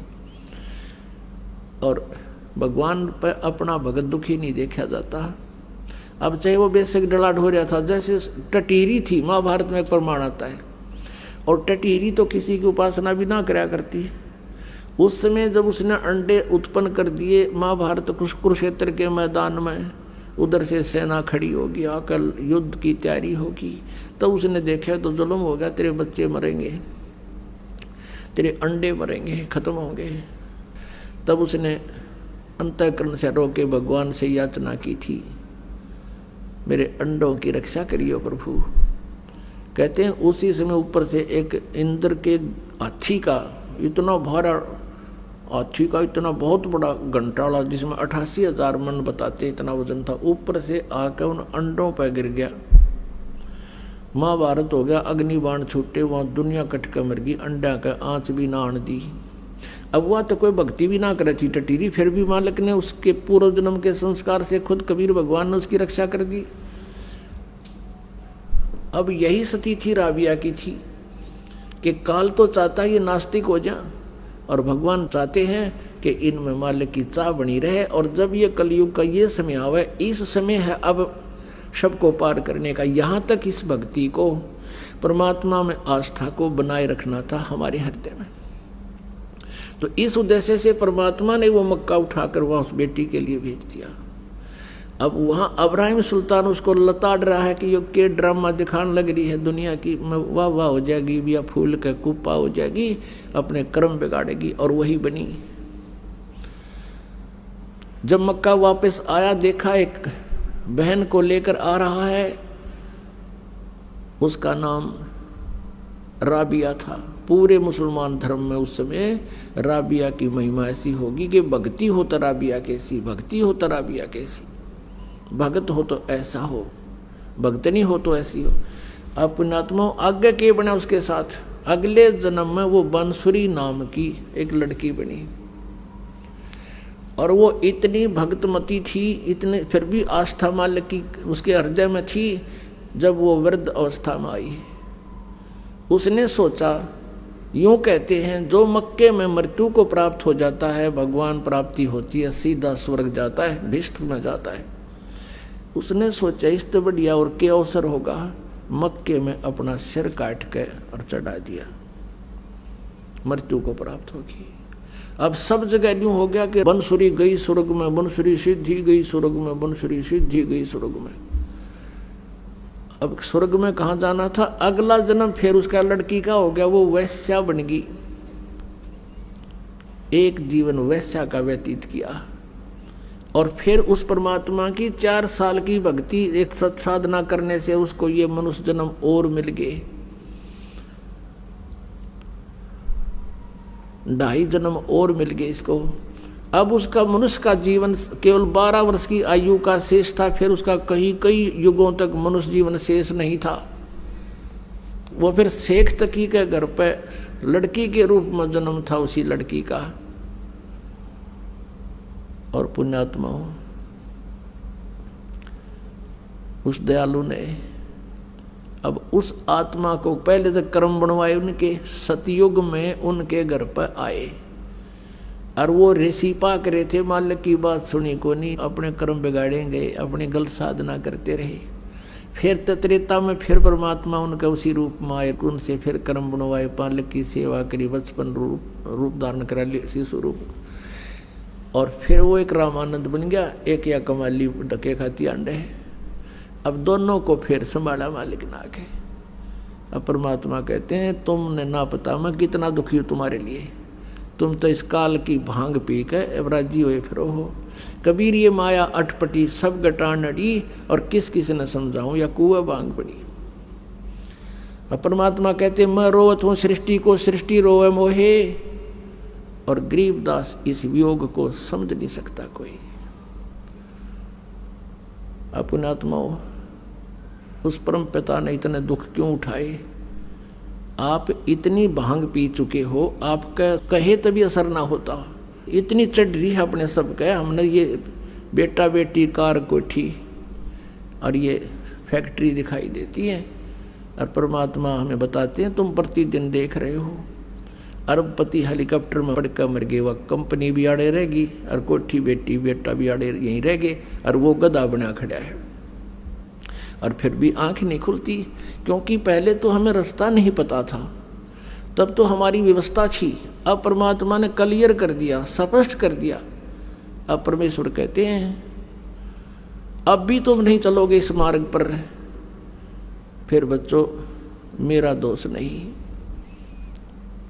फिर पुण्यात्माओं, फिर इसी प्रकार चौथे युग में ही ये दाव लगेगा जो आज आपका लगा। न यू ज्ञान यू भगवान कदे सपने में भी ना सुना था, और आज सार्वजनिक हो रहा है। परमात्मा आप धकेत हैं।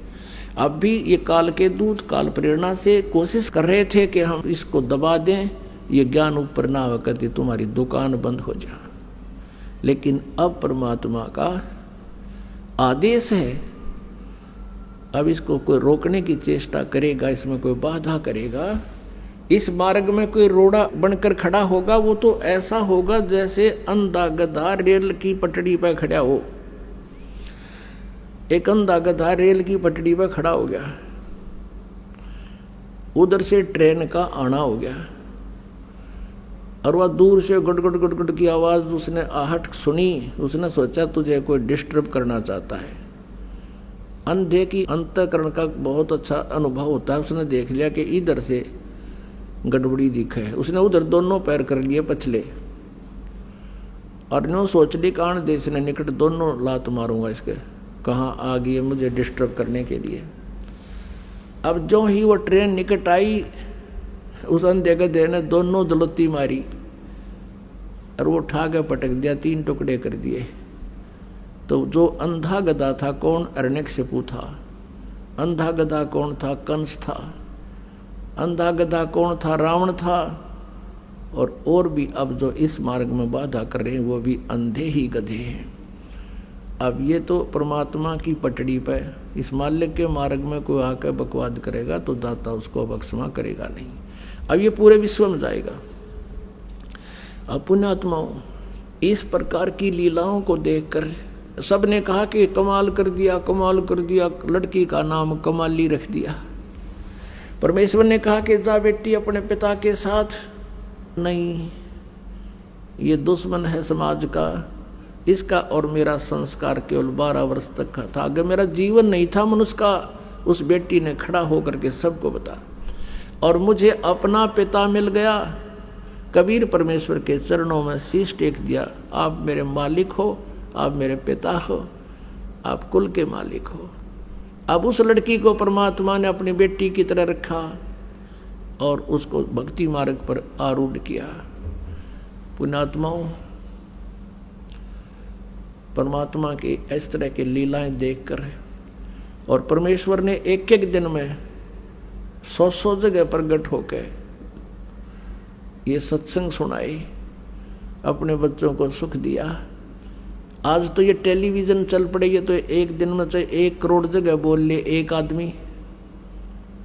और उस समय तो कोई ऐसा मीडिया भी नहीं था, ना कोई लाउड स्पीकर थे, ना कोई ऐसा जो है ना ब्रॉडकास्ट का ऐसा विकसित साधन थे। उस समय परमात्मा के 64 लाख से हुए थे कबीर परमेश्वर के, वो कोई ज्ञान से नहीं हुए थे।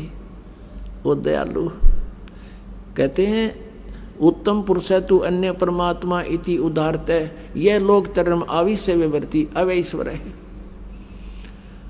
गीता जी अध्याय नंबर 15 के श्लोक नंबर 17 में, और यजुर्वेद अध्याय नंबर 5 के श्लोक नंबर 1 में 2 बार प्रमाण दिया है। अग्ने तनुरसी विष्णुवेत्वा सोमस्य तनुरसी। अग्नि माने परमेश्वर, तनु माने सहशरीर, असी माने है। परमात्मा सहशरीर है, परमात्मा का शरीर है, वो साकार है। फिर 2 इसलिए बोला है कि वो परमात्मा एक रूप में तो वहाँ रहता है, अपने मेन मतलब सतलोक के अंदर एक सिंहासन पर विराजमान रहता है। अपना ही अन्य रूप धारण करके वो शिशु रूप धारण करता है और वहाँ भी रहता है। और तीसरा ये ऐसे आता है, परमात्मा कहीं भी प्रकट हो जाता है, हो जाते हैं और अपना कुछ राहत दे करके और फिर अपने सतलोक चले जाते हैं। तो उसमें लिखा है कि वो विष्णुवेत्वा सोमस्य तनुरसी, तो माने उस परमेश्वर का सबके पालन पोषण धारण पोषण करने के लिए, उस परमात्मा का धारण पोषण करने का वो कौन सा तरीका है?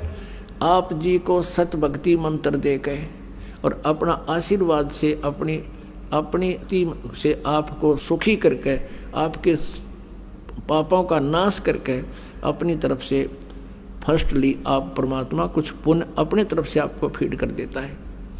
और फिर आपसे कहा जाता है कि तू अपने पैरों पे खड़ा हो, ये भक्ति कर, इस तरह की क्रियाएं कर, तू सुखी होगा। तो 64 लाख शेष हो गए थे भगवान के, और उनके इतने सुख हो गए थे, सारे दुखी थे।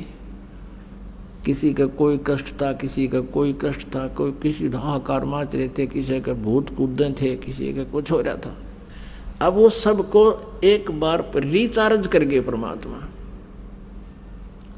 लेकिन हम ज्ञान आधार नहीं था हमारा, हमने केवल भौतिक सुखों को ही आधार मान के परमात्मा को मान रखा था कि ये हमारा गुरुजी बहुत अच्छे हैं और बहुत राहत देते हैं। हमने भगवान को भगवान स्वीकार नहीं कर पाए, क्योंकि हम सदग्रंथों से परिचित नहीं थे और हमारे पूर्वज जो उसमें हम इलिटरेट थे, अशिक्षित थे, अक्षर ज्ञान नहीं था। और अक्षर ज्ञान केवल एक ब्राह्मण वर्ग को होता था, संस्कृत पढ़ने का अधिकार। और इन्होंने वेदों और पुराणों को समझा नहीं। और परमात्मा यही ज्ञान जो दास आपको बता रहे थे 600 वर्ष पहले, यही ज्ञान बताया करते थे। इन अज्ञानी ऋषि महर्षि और नकली गुरुओं ने इस ज्ञान को, परमात्मा के यथार्थ ज्ञान को रिजेक्ट कर दिया था, ये कह करके कबीर अशिक्षित है, ये वेदों पुराणों और गीता के बारे में क्या जाने, ये झूठा है। और जिस कारण से हम परमात्मा को नहीं पहचान सके। और पुण्यात्माओं, एक और काल का जाल है। परमात्मा तो सुख देगा ही देगा आपको, वो तो सुख सागर है, लेकिन जब आपको राहत मिल जाती है, सुख हो जाता है, तो आप भगवान से दूर अवश्य हो जाते हो। ये एक बट नेचुरल है। दुखी इंसान भगवान को चाहता है और थोड़ा सा सुख होते ही फिर अंडी पाक जाता है। एक बार क्या हुआ, कबीर जी कहीं सत्संग कर रहे थे और एक वैश्या थी गणका, और उसने रात के समय ये परमात्मा की चर्चा सुनी। उसके कान खड़े हो गए। वह नहा धो के और उस अपने मकान के झांकी के सहारे बैठ गई और बाहर से गेट लगा कर कुंडी ला दी अंदर से।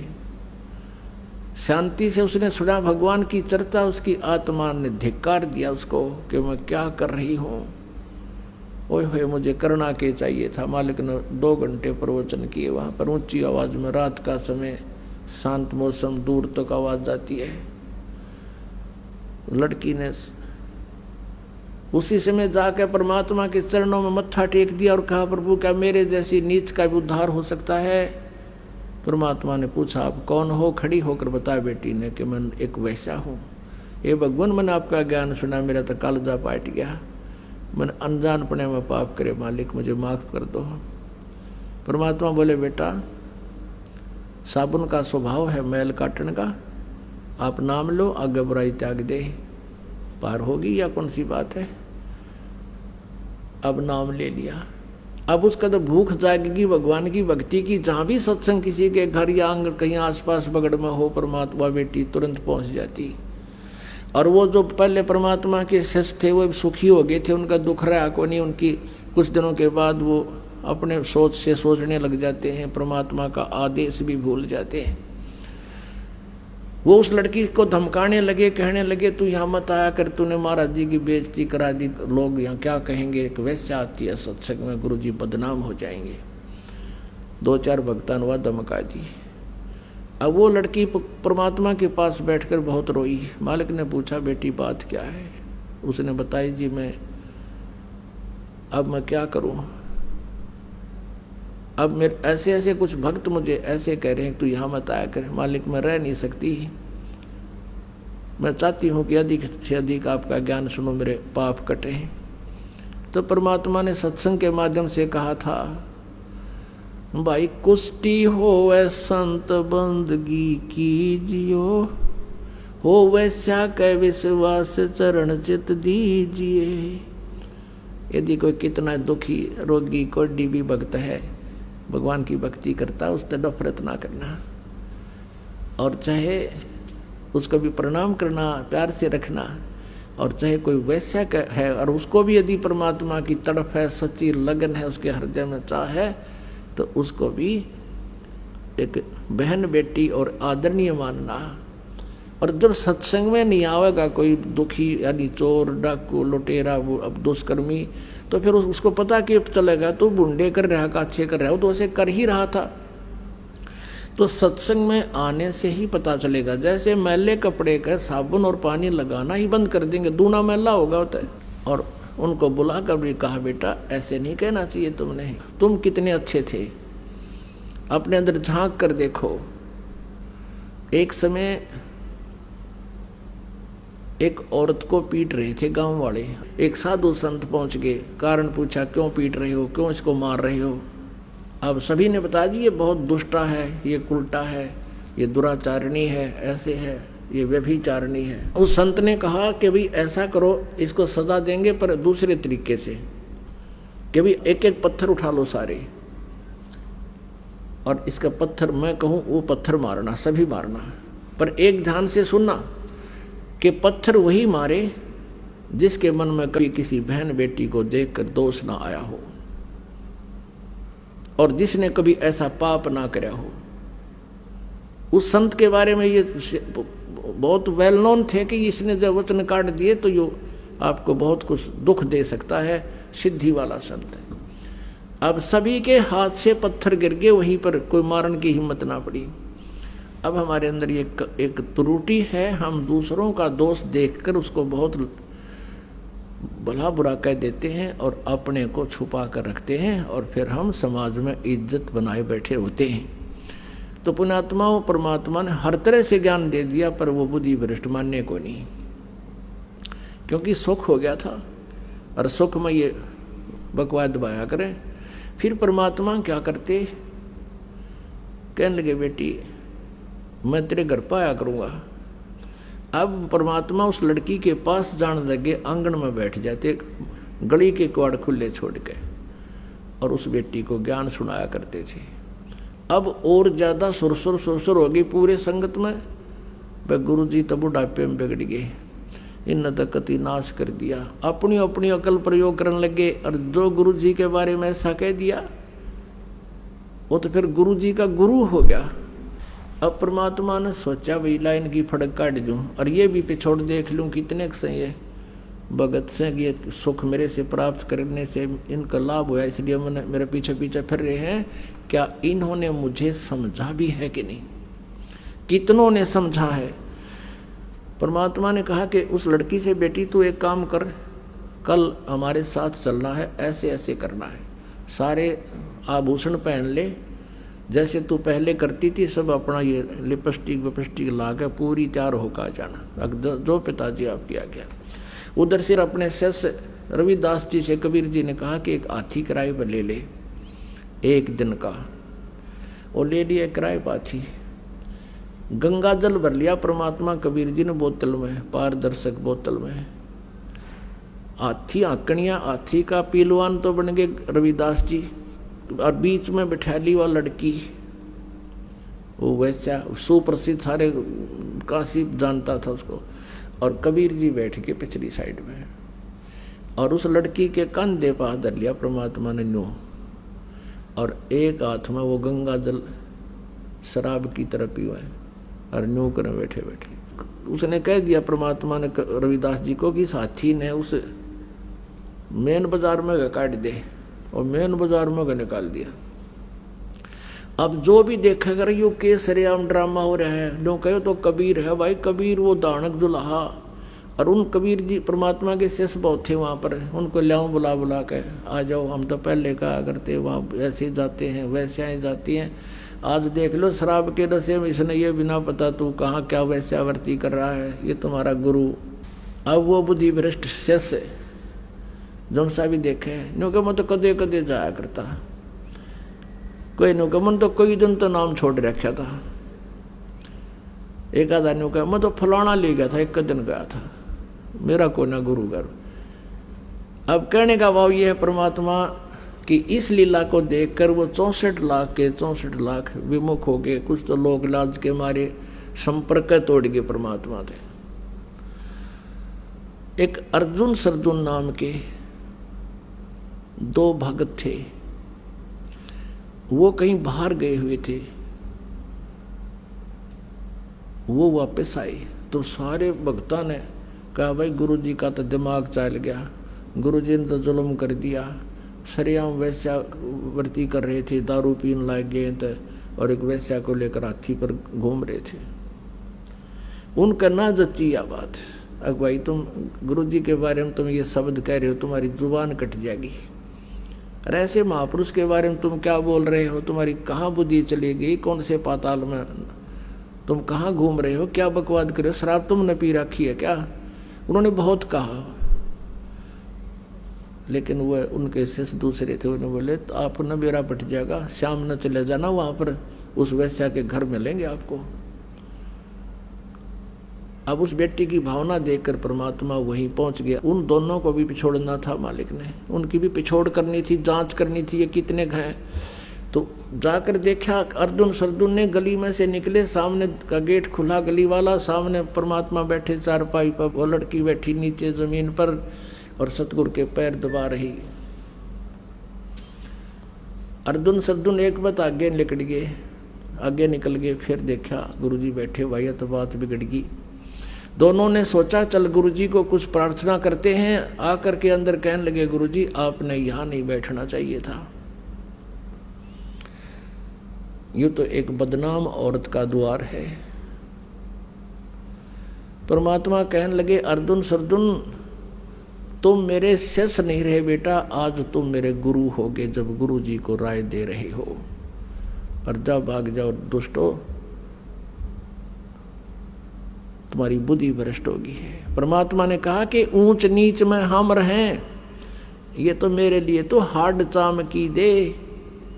अर्जुन सर्जुन समझियो तुम करियो शब्द सने। और कहा कि तुम जाओ, भाग जाओ यहाँ से। अब उनकी तो वो कुछ अच्छी संस्कारी हंस थे, वहीं बैठ गए पेट पकड़ के। अब हमने गलती कर दी भगवान, हे परमात्मा हमारी तो बुद्धि चल गई।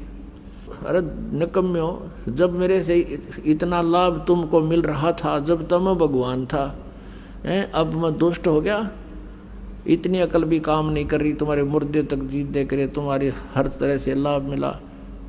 तो अर्जुन सर्जुन बैठ के नहीं बोले, भगवान हम पापियों का उद्धार भी हो सकता है। परमात्मा बोले, अब इस शरीर से नहीं हो सकता, क्योंकि तुम कितनी बात बना लो, अब तुम्हारे अंदर वो लगाव मेरे प्रति बन नहीं सकता, क्योंकि आपके हृदय में ये जमा हो चुकी है। गुरु जी आप गलत बैठे। और किसी का जच्चा भी कोई ना इस अतिथि में, तो जच वही हंस है जो अपने गुरु के प्रति एक इतनी भी आस्था बिगड़े नहीं मन में, चाहे कोई सारा समाज कह ले। आज इस दास के साथ वही लीला हुई, क्रोथा कांड। परमात्मा की लीला है, इतनी बदनामी कर दी। और बात जीरो भी कोई ना, गुंडा गर्दी करते थे, आश्रम में न्यू करते थे, और न्यू होता था, जुल्म होता था, समाचार पत्रों में प्रकाशित करवा दिया। या लीला परमात्मा की थी आप जी को परखने के लिए। लेकिन आप इतने पुण्यात्मा थे, और पहले की इन दुर्घटनाओं से कि कहाँ मार खाते, ये फाउल पॉइंट आपका याद भी थे। इस कारण से आज आप सफल हुए और उसका ये परिणाम देख रहे हैं। पहले से कई गुना परमात्मा की प्यारी आत्माएं उमड़ कर आई हैं। आपके हृदय में ये समाया भी नहीं कि ये बकवास क्या कर रहे हैं, क्योंकि आप आंखों देख रहे थे और इसका ये परिणाम हुआ। तो पुण्यात्माओं, वहाँ सिकंदर लोधी आया हुआ था, दिल्ली का बादशाह वहाँ पहुँचा हुआ था काशी में। और परमात्मा भी ये छेड़ा जब छेड़ा करते, जब वो भी आ रहा हो इनका सब तो बड़ा राजा। अब सिकंदर लोधी को पास पहुँचा, शेख तकी भी गेल जा रहा था साथ में। और शेख तकी के पास हिंदू मुसलमान सारे इकट्ठे होकर गए, राजा क्या रहा, बड़े अब बादशाह आ रहे हैं। उनको शिकायत किया, भगवान हमारा तो जीना आराम हो गया, बहन बेटियों का घर से बाहर निकलना मुश्किल हो गया, सरेआम वैश्यावृत्ति हो रही है। कौन है, किसने करी, लाए पकड़ कर कबीर जी को। और सिकंदर सामने खड़ा, वो दुष्ट इंसान है जिसको ऐसा राहत दी, ऐसे सुख दिए, आज उसकी बुद्धि भी चाल गई, उसकी बुद्धि भी स्लिप कर गई। और डर गया जनता ते कि तेरा राज ना चला जा। अरे राज तो भगवान देता है, जनता राज दे तो फिर कहना है कि है। अब कहने का भाव ये है, परमात्मा को क्या सजा देनी चाहिए कि इसको बांध जूड़ के, हथकड़ी गल में तोक, हाथा में हथकड़ी, पैर में बेड़ी, और लगा के दरिया में डाल दो, गंगा में। ऐसा ही किया गया, नौका में बैठाकर बेड़ी और हथकड़ी लगाए लगाए, गले में तोक डले हुए, और परमात्मा को गंगा के बीच में जाकर पटक दिया। और दर्शक पूरी काशी चारों तरफ खड़ी, पूरी काशी के लोग। अब वो परमात्मा को जो जल में पटका, हथकड़ी बेड़ी अपने आप टूट के एक तरफ गिर गई, और परमात्मा उस जल पर ऐसे बैठ गए जैसे थल पर बैठा करे, और नीचे से लहरें खूब उमड़ उमड़ कर जा रही हैं। अब वो नौकाले तो वापस आ गए, परमात्मा बैठे नौके, और सब देखे अभी तो को नहीं डूबया। फिर शेख तकी ने कहा इसका पत्थर मारो, पत्थर मारो, लागे पत्थर मारने। फिर कहने लगा शेख तकी कि इसका तीर मारो, गोली मारो। अब वो भी ना लगी। फिर क्या कहा कि लाओ तोब लाओ, तोब लाओ। तो सारे बुद्धि भ्रष्ट हो रही।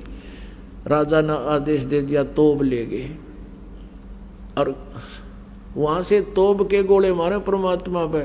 वो कोई तो उड़े फंसे, हाँ, या फिर दूर जाकर पड़ा मनमानो 2 किलोमीटर दूर की तो जोड़ तालाब में परमात्मा ने इसी जगह ना पड़न दिया कि तो और का नाश करते हैं।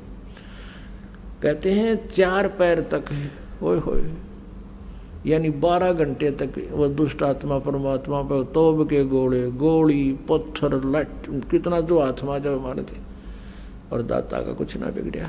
गरीबदास जी कहते हैं, गरीबदास उस पुरी में सबकी बुद्धि का नाश है, और फिर भी उनके सभी की बुद्धि का नाश हो रहा है, नो पहचान नहीं सके रहा भगवान बैठा, और इसका कोई असर नहीं हो रहा। पैर पकड़ लो और माफी मांग लो। फिर परमात्मा ने सोचा कि ये शेख तक की इन भोली आत्माओं का कि न्यू रिहर्सल कराएं जागा। एकदम नीचे बैठ गए जल में, डूबते दिख गए, सब ने खुशी बनाई, डूब गए डूब गए डूब गए। फिर गिरती रेगी इसके ऊपर। शेख तकी ने भेजे रविदास जी के पास कि पूछो वो कहाँ है, भगवान कहा करता कबीर को भगवान है कबीर, भगवान है कबीर, पूछो कहाँ है वो। वहाँ गए तो कबीर जी वहाँ एक तारा लेकर अपने शब्द करने गिरे। उन्होंने देख कर उल्टे भाग लिया जी, वो बैठा वो बैठा वो बैठा। फिर पकड़ लाए परमात्मा को। एक खूनी हाथी होता था, उसको शराब पिला देते थे, और वो फिर आदमी को बुरी तरह मारता था, तोड़ता था, फाड़ता था, और फिर उसको बुरा हाल कर देता था, खाता था। तो ऐसे कोई किसी अपराधी को सजा दिलाते थे, और दर्शक चारों तरफ खड़े हो जाते थे। सिकंदर लोधी विराजमान है ऊंचे मंच पर, एक परमात्मा को बांध कर डाल दिया मैदान में, और एक पीलवान से जो पहले ट्रेंड था उस हाथी को लेकर आया, उसको शराब पिला रखी। अब हाथी जब निकट आया परमात्मा के, तो एकदम परमात्मा ने एक शेर का रूप दिखा दिया। हाथी तो लीद कर चंगाड़ मार उल्टा भाजे, और पीलवान ने सोची तेरी नौकरी गई, अब तू मरेगा। उसको सीधे भाले ठोकर उसने फिर सीधा करे, वो फिर देख कर भाग ले। अब परमात्मा ने सोची इस जीव ने बड़ा दुखी करेगा। उस सिकंदर लोधी को परमात्मा ने अपना स्वरूप दिखा दिया, वो शेर का रूप उसको दिखा दिया सिकंदर लोधी को।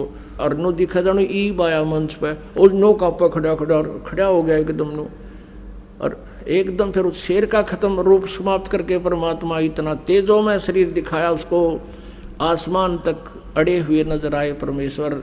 सिकंदर लोधी ऊपर मंच से चल पड़ा कांपता हुआ, और नीचे आकर दंडवत प्रणाम किया परमात्मा को। बोलो सतगुरुदेव।